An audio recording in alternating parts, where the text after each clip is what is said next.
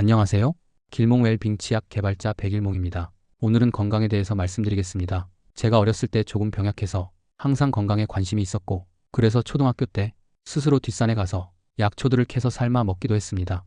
고등학교에 진학한 다음부터는 공부 좀 한답시고 바빠서 그냥 지나가고, 대학 때는 쓸데없는 일들에 빠져서 또 바빴고, 사회생활에는 업무에 바빠서 그럭저럭 지내다가 사회생활을 접고 산중에 가서야 시간에 여유가 생겨 다시 건강에 대해 탐구하기 시작했습니다. 산중에서 식량도 아낄 겸 신선들이 먹었다는 부드러운 솔잎과 곰이 먹고 큰 효험을 보고 인간이 되었다는 쑥을 비롯하여 산중에서 쉽게 구할 수 있는 것들을 이것저것 구해서 잘 말리고 가루를 내어 미숫가루와 섞어서 먹어보기도 하고, 양식이 부족할 때는 산나물이나 나무 열매는 물론 진달래꽃으로 배를 채우기도 했습니다. 그런데 생각보다 건강에 큰 효과는 없는 것 같았어요. 모든 광물에서 원적외선이 방출됩니다. 그 중에서 원적외선 방출 강도가 조금 더 높은 광물질들이 여러 가지 있는데, 이런 것들이 몸에 좋다고 한때 야단법석을 떨었습니다. 원적외선뿐만 아니라 가시광선도 적절히 몸에 쏘이면 좋은데, 원적외선은 가시광선보다 좀 더 피부 깊숙이 들어가 세포에 더 많이 영향을 미치므로 효과가 좋다고 합니다. 그래봐야 원적외선도 피부를 뚫고 1cm도 들어가기 힘듭니다. 보통 사람들은 세라믹이 몸에 좋다고 그릇을 만들어 사용하거나 장신구를 만들어 몸에 지니기도 하고 베개 속에 넣기도 하지요. 그래서 저는 이것을 먹으면 몸속에서 직접 원적외선을 방출하므로 더 효과가 좋을 것이라고 생각해서 먹어봤습니다.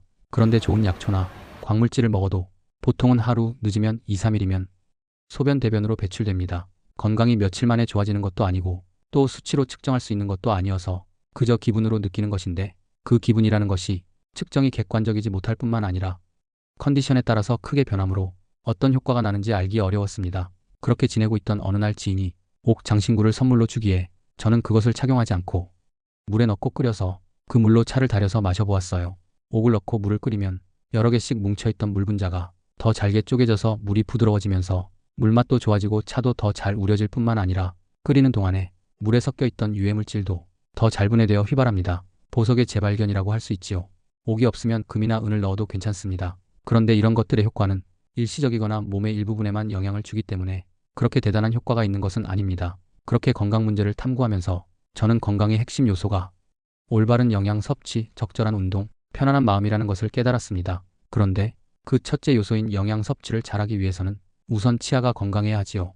그래서 옛 조상들이 치아는 오복의 하나라고 했을 겁니다. 그런 깨달음을 얻은 다음부터 저는 치아 건강에 대해서 탐구하기 시작했고, 그러다가 똑같은 동물일지라도 가축은 인간처럼 치석이 생기는데 산중의 짐승들은 평생 치석이 생기지 않으면서 치아와 잇몸이 튼튼하다는 것을 발견하고 그 이유를 탐구했습니다. 그리고 기존의 치의학 이론에 오류가 많아서 그 이론으로 만든 일반 치약은 잇몸과 치아를 튼튼하게 만들지 못한다는 결론을 얻었지요. 어떤 치의학자가 야생동물은 치석이 없는데 집에서 기르는 가축에게는 치석이 생기는 이유가 궁금해서 연구하여 논문을 썼습니다. 그런데 가축에게 야생동물처럼 거친 사료를 먹이니까 치석이 다시 사라지는 것을 보고 거친 사료가 칫솔의 역할을 대신해 준 것이라고 결론을 내렸어요.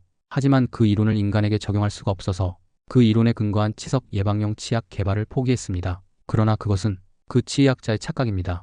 왜냐하면 짐승과는 반대로 인간에게는 부드러운 음식을 먹는 어린이들보다 거친 음식을 많이 먹는 어른이 오히려 치석이 더 발생하기 때문이지요.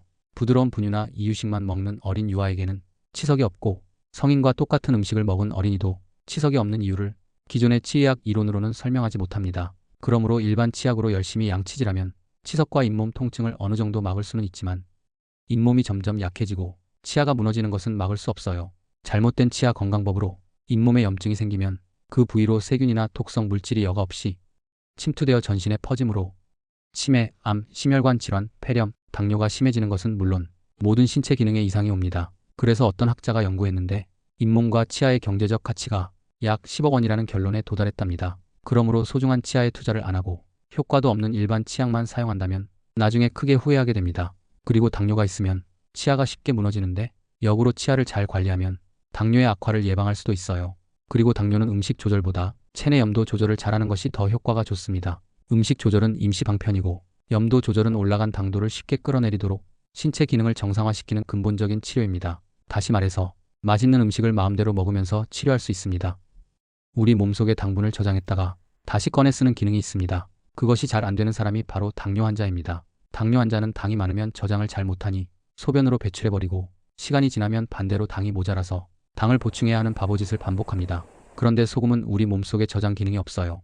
그래서 수시로 소금을 먹어서 염도를 일정하게 맞추어 주지 않으면 대사 기능이 떨어지므로 소금이 부족하면 당뇨나 암을 비롯해서 각종 병을 유발합니다. 그런데 소금을 한꺼번에 많이 먹으면 안 되므로 음식은 싱겁게 먹되 반대로 물은 간을 맞추어서 먹어야 체내 염도가 일정하게 유지됩니다. 물도 음식의 일종이므로 간을 맞추어 먹어야 하고 그러면 웬만한 병은 모두 예방됩니다. 소변의 염도를 양수나 생리식 염수의 염도인 0.9% 이상이 유지되도록 염분 섭취를 유지해야 합니다. 행복은 건강에서 시작됩니다.